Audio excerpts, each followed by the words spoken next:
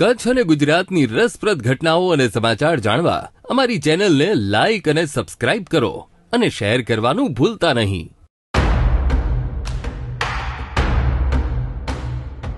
કચ્છના લખપત તાલુકામાં ભેદી તાવનો કહેર યથાવત. ભેદી તાવના એપિસેન્ટર ભેખડા ગામમાં વધુ 5 બાળકો સારવાર માટે ભુજ ખસેડાયા.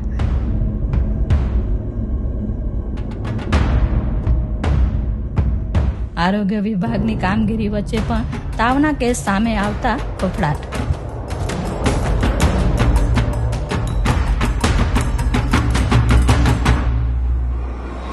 કચ્છના છેવાડે લખપતમાં અનેકવિધ સંયુક્ત પ્રયાસો બાદ પણ ભેદી તાવનો કહેર યથાવત છે. બીમારી કઈ છે, વાયરસ કયો ઘાતક નીવડી રહ્યો છે તેનું કારણ સામે આવ્યું નથી.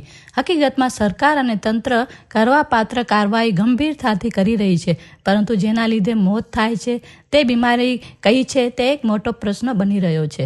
આ માટે ટેસ્ટ કરાયા છે અને તે સેમ્પલો પૂના લેબમાં મોકલી અપાય છે, પરંતુ તેના પરિણામો જાહેર નથી કરાયા. તે વિસ્મયજનક જ બની રહ્યું છે. લખપત તાલુકામાં જે આજે 5 બાળકોને જે દાખલ કરવામાં આવ્યા છે ભુજ જિલ્લા મથકે, એ 3 પ્રાઇવેટ હોસ્પિટલમાં અને 2 જીકે જનરલમાં પણ દાખલ કરવામાં આવ્યા છે. એ બાળકોની આજે તબિયત સારી છે, હમણાં જ અમારા ત્યાંના આગેવાનોએ જણાવ્યું. અને જે લખપત તાલુકામાં ભયંકર ભેદી તાવ આવેલો, એ બીમારીના પુનાના રિપોર્ટ હજુ સુધી આવ્યા નથી. અને આ 5 બાળકો કરતા વધારે બાળકોમાં આવો ને આવો તાવ, જે વેરિયન્ટ કે જે કોઈ ભેદી તાવ છે, એનો સરકાર હજુ સુધી આ તારણ સુધી પહોંચી નથી શકી કે આ કોરોનાનો વેરિયન્ટ છે કે ન્યુમોનિયા છે કે બીજો કોઈ રોગ છે. આ રોગની તાત્કાલિક તપાસ થવી જોઈએ. અને આવા ને આવા જો નવા બનાવો બાળકોના બનતા હશે તો ફરી પાછી તાલુકામાં દહેશત ફેલાશે અને તાલુકામાં આ રોગ, બાળકોવાળો ચેપી રોગ જો વધે નહીં, એના માટે ખાસ આરોગ્ય તંત્રે કાળજી લેવી જોઈએ અને ત્યાં પૂરેપૂરી સુવિધાઓ પૂરી પાડવી જોઈએ. કચ્છના અબડાસા અને લખપતમાં છેલ્લા 15 દિવસથી ભેદી તાવે તડખડાટ મચાવ્યો છે, જેના કારણે 7 થી 8 ગામોમાં જ્યાં જત સમાજના લોકો વસે છે તેવા અસરગ્રસ્ત ગામોમાં 19 જેટલા લોકોના મોત થયા છે. ગઈકાલે એપિસેન્ટર ગણાતા લખપતના ભેખડા ગામે 10 વર્ષની નીચેના 5 બાળકોને આ તાવના કારણે ભુજ ખસેડવામાં આવ્યા છે.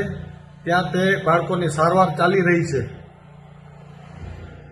આવા સમાચારના કારણે આખા તાલુકામાં ચિંતા પ્રસરી છે.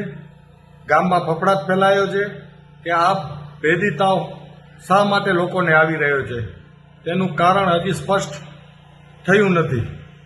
આરોગ્યની ટીમો ઘરોઘર જઈ અને લોકોને ચકાસી રહી છે, દર્દીઓને દવા આપી રહી છે.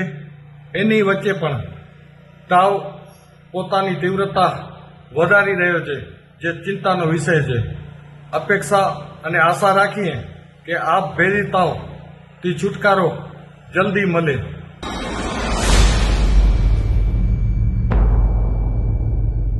હકીકતમાં TTT ફોર્મ્યુલાને લાગુ કરી દેવો જોઈએ અને તેની પ્રમાણિકતાથી અમલવારી કરવી જોઈએ.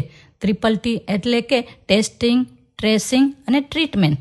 ટેસ્ટિંગ કરાશે તો કઈ બીમારી છે તે ખબર પડશે.